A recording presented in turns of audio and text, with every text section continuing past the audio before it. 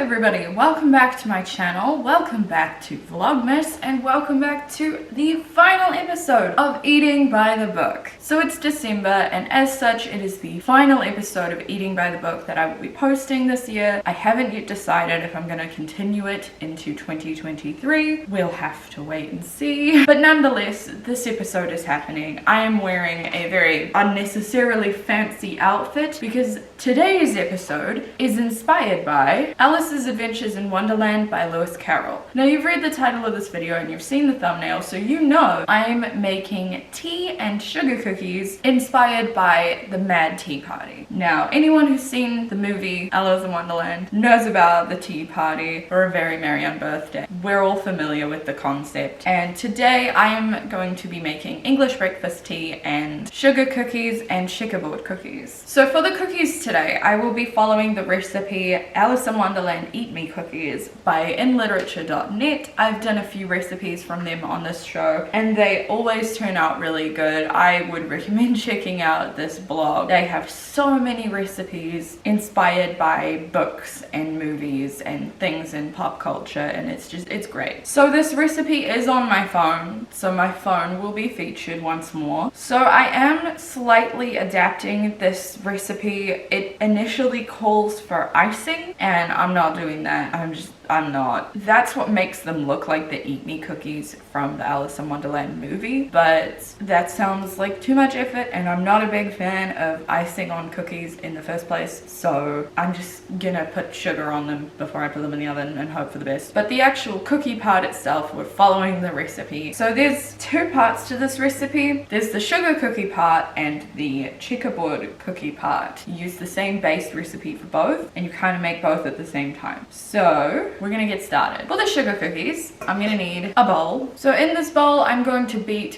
1 cup of butter. I've cut this into squares because I figured that would be easier for the beater.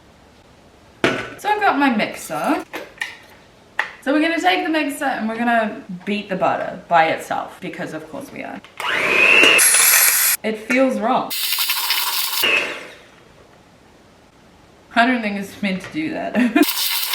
Why does this keep happening? I'm gonna call that good enough. It's very soft. I don't know, we're moving on. Then I'm going to add 1 cup of sugar, and I'm gonna beat this into the butter.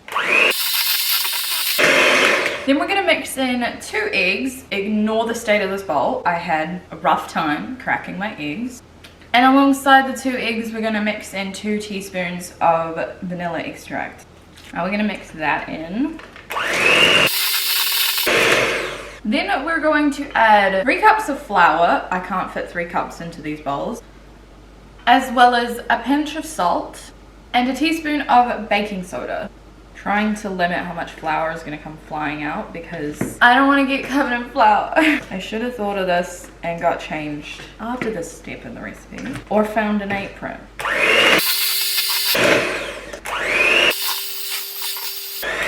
Again with these beaters. Alright, that's enough of that. And it is at this point that we separate things for the checkerboard cookies and the regular sugar cookies. I'm going to want to get a tennis ball size amount of dough, and I'm going to wrap this, set it to the side. Then I'm going to take the rest of my dough and I'm going to take a tennis ball size piece of that and put the rest of it to the side. Yep, so this is a tennis ball size. It's going back in the bowl, and the rest of the dough is also getting wrapped, and I'm going to put it to the side. Then to the tennis ball sized piece of dough that we've got left in here, we are going to add 2 heaped teaspoons of cocoa powder.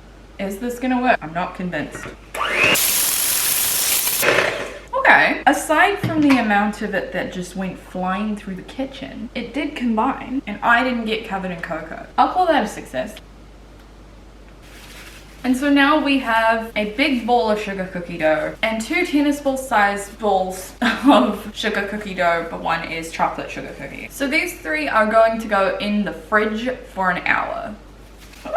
This is why we wrap things in plastic, because now it doesn't matter that I just dropped it on the floor. We're gonna put these in the fridge for an hour, and I will come back and see you when we're ready to move to the next step. So it's been an hour. I'm sorry if you can hear the oven. I've got it preheating to 175 degrees Celsius on fan bake because the recipe told me to do that, so I'm doing that. My dough has chilled. This is the big ball of sugar cookie dough, so I need to roll this out to 1 centimeter flat or thick, and then using a cookie cutter I'm gonna cut out all my shapes. So I'm just gonna sprinkle some flour down so hopefully it doesn't stick to the bench, and I'm gonna flour my rolling pin.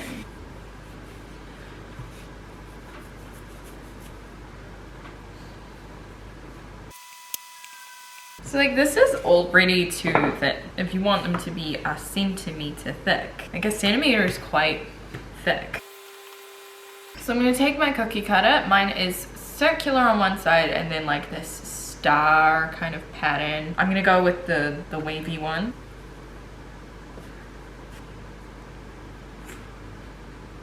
And I'm gonna end up with a bunch of cookies that look like this. I also have a smaller one. So I'm gonna roll this leftover dough back out to a centimeter thick, and I'm just gonna keep going until I've got as many cookies as I possibly can from this little section of the dough. Alright, so I have this much dough left. So I think I did a really good job of utilizing my dough. I'm gonna move these onto a baking tray. One last thing I want to do before I put these on the tray is just press a little bit of sugar into the top of each one because I'm not doing icing afterwards. I don't know how much these are going to rise. This could just turn into one big sheet of cookie. Now we're gonna take our 2 balls of dough for the checkerboard cookies. Okay, so it says to roll both of these out until they are 1 inch thick and then cut into strips where the ends look like squares. So I'm gonna roll out this one first. Okay, so this is clearly not 1 inch thick unless they're talking about lengthways, in which case it is. And I'm gonna cut it into 3 long strips. So we've got our 3 strips here, and I'm gonna do the same thing to the chocolate.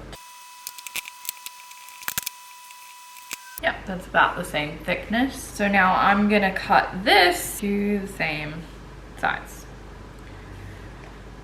So now I have 3 light strips and 3 chocolate strips. And now what I need to do is make an egg wash. So I need 1 egg and 1 tablespoon of water. And I need to whisk that together. And then I'm gonna brush all the edges of these guys with this mixture and stack them on top of each other to create a kind of checkerboard pattern. It is also occurring to me that I was meant to make twice the amount of strips that I made. That's just fine, because I'm supposed to be making a 3x3 pattern and I'm gonna be making a 2x3 pattern. It's too late to go back and I can't be bothered. I'm getting swiftly covered in egg over here. I've thought of a solution to my problem. That makes them bigger than they are supposed to be, but that's better than smaller. So now what I have to do is cut these. And I'm gonna make them probably a bit thinner than the recipe would have asked me to, just because I feel like this is a very big cookie. That's a little bit messed up, but it's okay.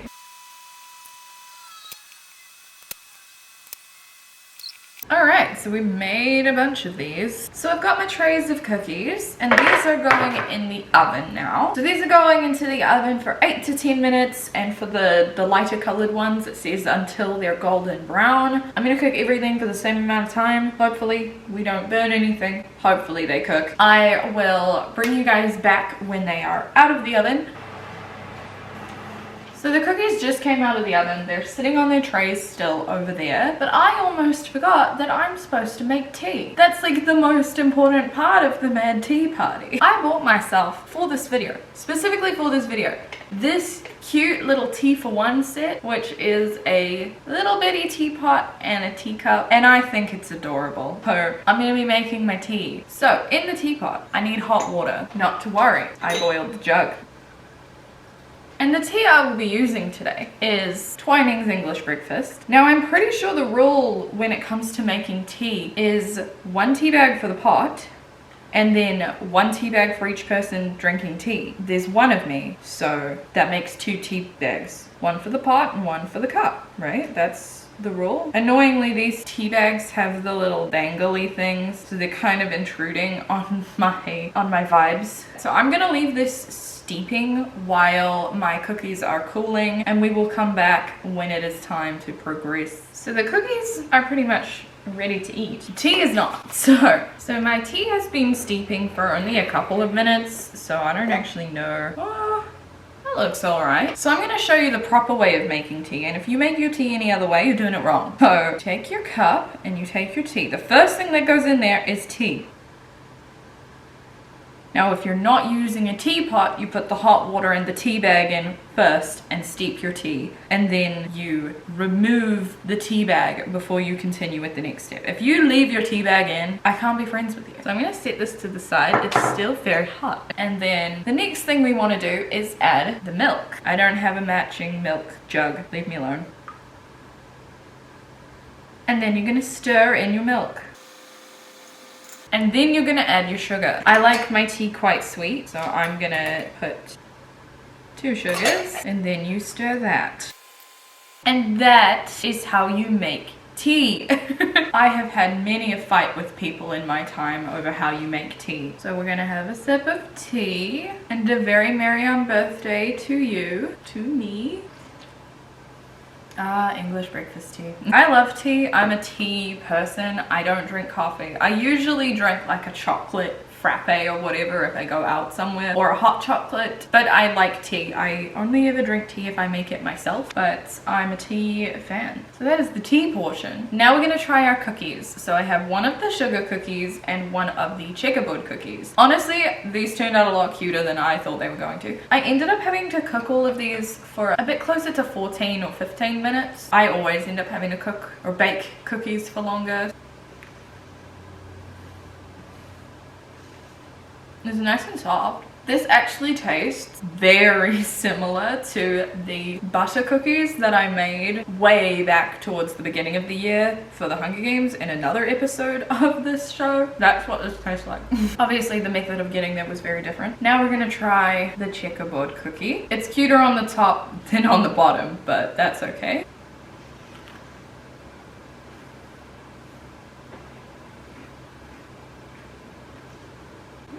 I actually really like this.